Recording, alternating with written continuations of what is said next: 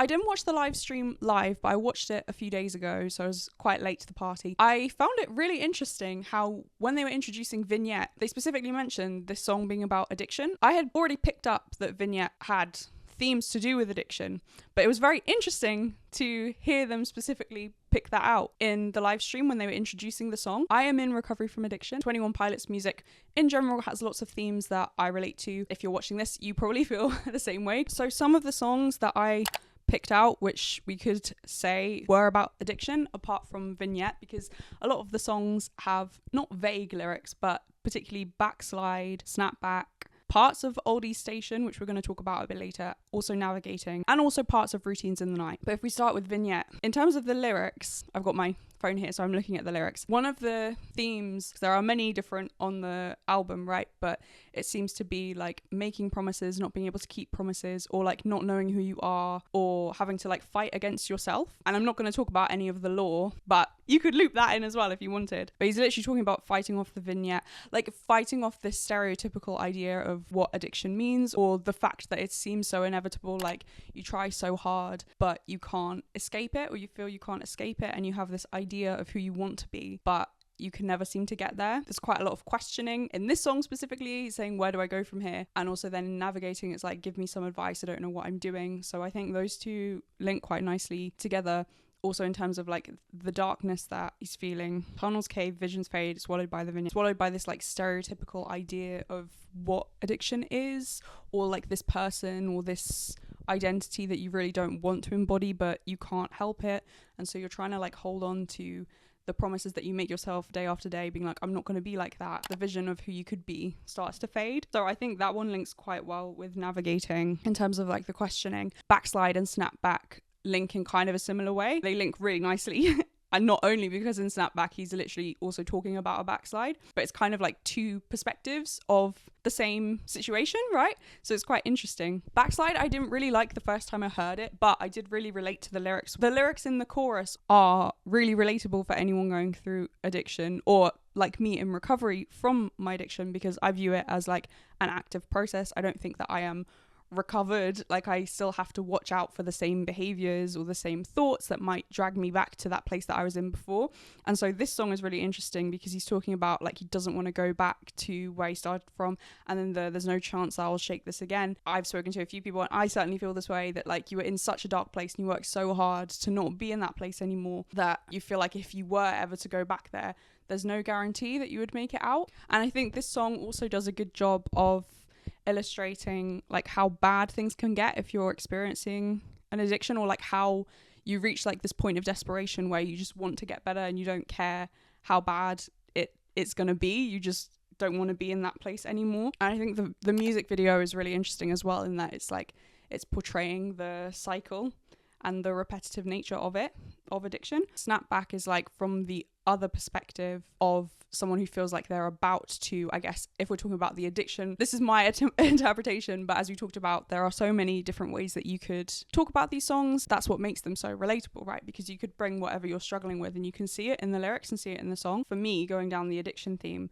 is literally, the whole song is about like, am I gonna go back on what's happened? Feels like he's about to give in, like and it feels inevitable. I can relate to that kind of fear, and also like the feeling of inevitability, even though it's not inevitable, but it feels so overwhelming. I also really like this song because, especially in the music video, you see that it's like a conversation between his past self and his present self, or like two different versions of himself, and that can kind of be what it feels like for me, or I guess anything, if you worked on any like mental health problem, or like looking at your thoughts and trying to see things from a different way, or trying to like work hard on behaviors or thoughts that you know are not healthy or don't lead you to a good place, it can sometimes feel like you're being dragged back to being that person, or that person can easily resurface because the thought patterns are so ingrained and you were that person for so long, and it's like, oh, you're back again, like, oh, this thinking is back again. Like you can recognize it in yourself, which I guess is a good thing if you're like self-aware enough to see, oh my gosh, this is the old me, like trying to come back and ruin all this progress. But it's not a nice feeling. Is it in the bridge, the bit of I've seemed to run out of excuses why I am this way? have struggled with the question of like, why is my brain like this? Why did this have to happen? So I related to that bit, but it's also, I guess, not very helpful to start wondering about the whys. Like that can then feed into like a negative cycle with it, because you just are like, why am I like this? Why are other people not like this? Why could I not have dealt with this in a different way? But I guess he's also asking that question in the song with the, is it even good for my head to keep track? Is all of this like introspection? There's a point where it can go too far, right? Is it good to keep going over the same things? I wanted to do a whole separate section just talking about Oldies Station, because that was a song that initially I didn't pay much attention to, and then as I've been listening to the album more and more, that one is really sticking out to me, and I love that there are so many different interpretations of it. I looked on Genius on the lyrics, and you can see people have already left notes about what they think the song means, or people have added in like bits of lore, which is really cool for someone like me who hasn't kept up with that so often. So in the bit where he's talking about relative pain, the Genius note on it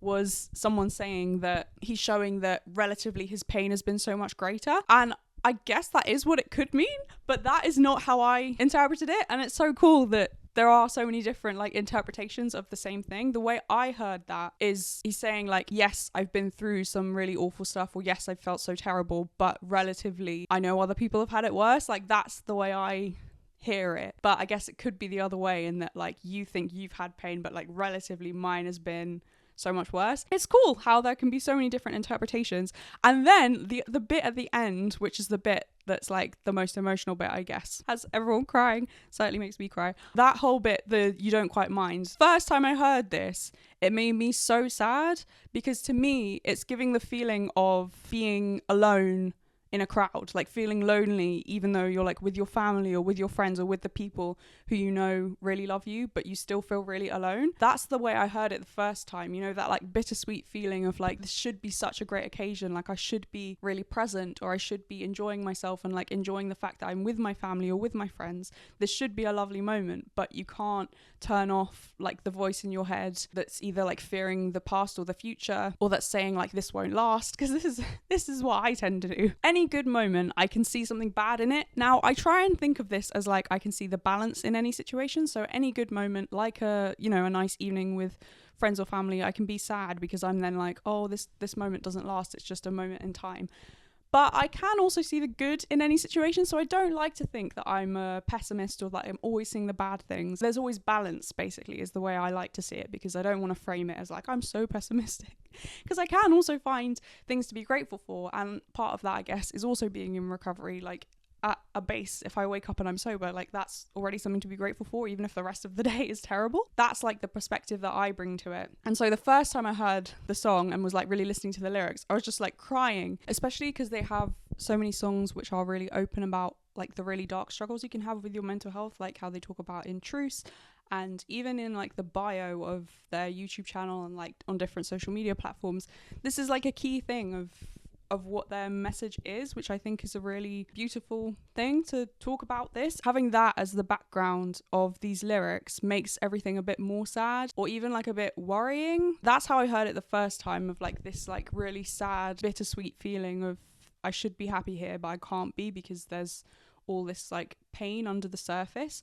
But then the second time I listened to it, or the next few times that I listened to it, it's then got like a hopeful thing, and it's more leaning into the bittersweet nature of it, and like not in a nostalgic way, but just like acknowledging that this is the way that life is, that things are always changing, which they talk about in one of the other songs about like can't handle change, or change is like life is always changing. And the thing of you don't quite mind, like things have changed, things are different now.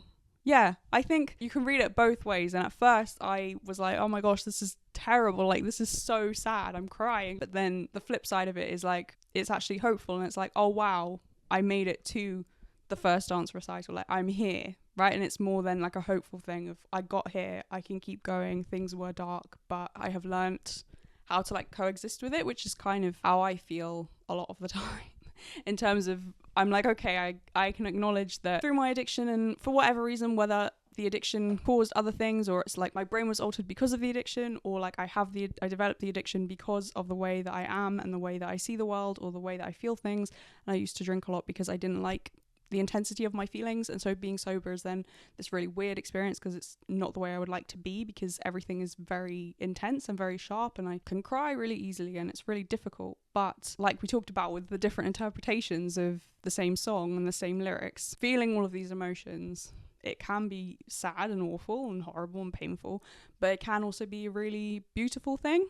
So I try and lean more into that side because that makes it more bearable. 21 Pilots is one of my favourite bands and has been for like the last 8 years. It was literally the end of May 2016 when I started listening to them. I could make like a whole other video talking about more things, but I feel like I will just stick to what we've been through in this video, the songs we've gone through, how it links to addiction. I would love to hear your thoughts in the comments. I have shared my perspective. What is your perspective on all of this? What is your favourite song? Do you also find that you can come back to the same song and have a completely different interpretation of it, and it can go from like really sad and really almost despairing to then really hopeful? Please leave your thoughts in the comments. I would love to have a discussion in the comments, so please comment below your thoughts.